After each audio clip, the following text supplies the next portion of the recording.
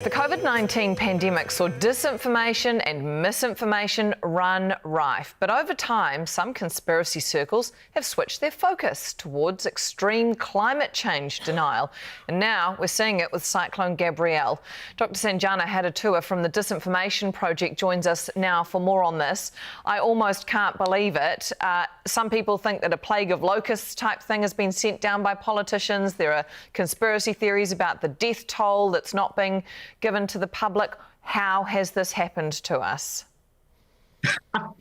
Well, by the time you guys come around to that question, some of us have been observing these developments for a very long time, which seems to be the standard answer whenever I come on the show.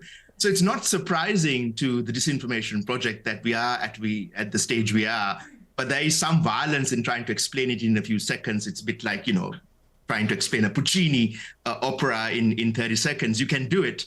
But there is more to the tale. What we saw after the sunset of the traffic lights framework, and in particular after the end of the Parliament protest last year around this time, was a switch, a shift, and a strategic, sophisticated one at that, of the networks that were, say, around the mandates and the anti-vaccination to older conspiracy theories and frames, geoengineering, chemtrails, fluoridation, 1080, and a whole range of other things that they then latched onto. I'll end by saying, in response to your first question, that it's not just the old again.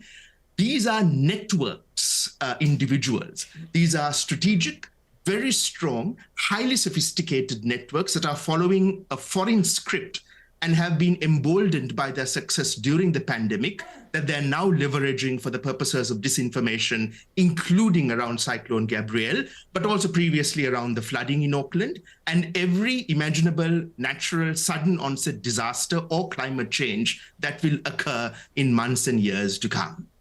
They're going to be busy. Dr. Hattotuwa, can you tell me, is this about maintaining control or maintaining some followers? Is it about a grift? We've certainly seen people doing some kind of fundraising for these groups.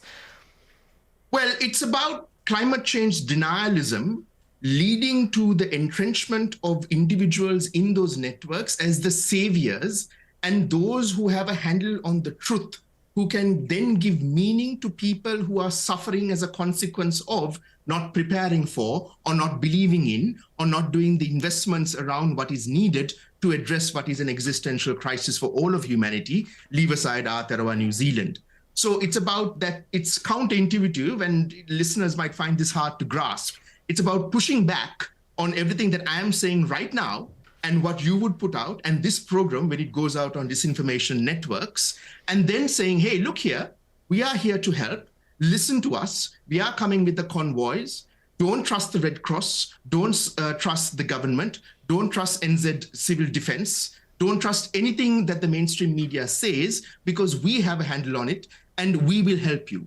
So it's about creating those networks that are now additional and adding on to the networks that were initially around the vaccinations and mandates. Even though nothing comes true, I have been told to wrap, but just in 30 seconds, because I think it is important, what should we practically do, or is there a solution that we can do? Is it just simply turning off the phone and going outside for a walk at this point? No, I think you need to kind of realize that this is not an issue that's going to go away. I don't see any kind of guardrails or preparation for the Red Cross, NZ Civil Defence, or the Met Services to deal with disinformation around climate change.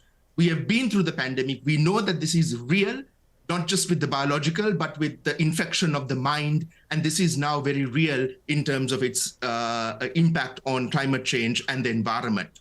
So I think we need to acknowledge that and work around it. Does not sound like an easy job. Dr. Sanjana Hattotuwa, thank you so much for your time this morning from the Disinformation Project.